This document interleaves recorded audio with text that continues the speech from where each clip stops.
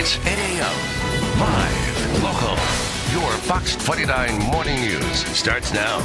The Occupy Wall Street movement is still going strong after weeks of people protesting what they call corporate greed. South Florida even has its own part of the Occupy movement. But what do these protesters really stand for, and what does the movement mean for you?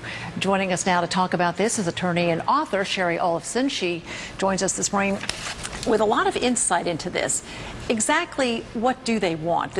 Because it's worldwide, isn't it? Right. 1,500 locations around the country. I mean, around the world. 100 locations around the United States. It's interesting. This group, if you look at just the last 2 months, it started with inspiration from what was going on in Egypt and Tunisia, and then in Spain. And there are actually websites where they've documented sort of handbooks for this type of peaceful resistance movement: how to occupy, how to deal with peaceful resistance, how to deal with the police and your legal rights. Then, of course, it started in Wall Street, and now here, the last month or so, Miami, Palm Beach, and Fort Lauderdale. But what's the agenda?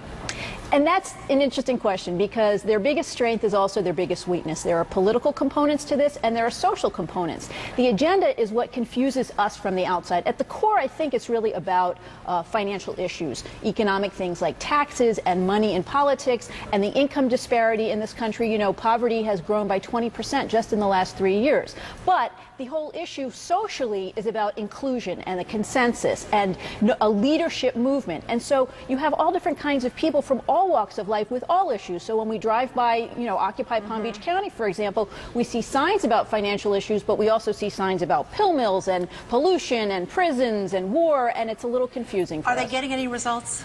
I think they are. I mean, look, just yesterday, the debit card fees were revoked. Now, is that directly because of Occupy Wall Street? I don't know. But like any social movement, it's in its infancy, so it's just learning to walk. But already we see unions backing them, and given that this is an election year, lots of comparisons to the Tea Party, I could see this growing. Well, I would think if they get the backings of some pretty big unions, results might start being seen. Is that what you think? That might happen, yes. And as far as viewers go, I mean, obviously, if a political movement like this wants to take it to the next level, like the Tea Party did, they're going to have to focus on the core issues and let go of some of the ideology in terms of the inclusiveness. So we can see those financial issues being front and center. Very quickly, like 10 seconds Sure. or less. What's it mean to you and me?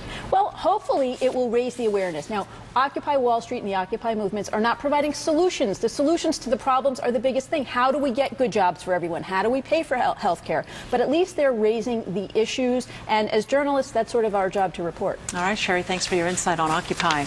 Over to John, the whole gang, Keely and Glenn. We're all here waiting patiently, Rox. Thank you.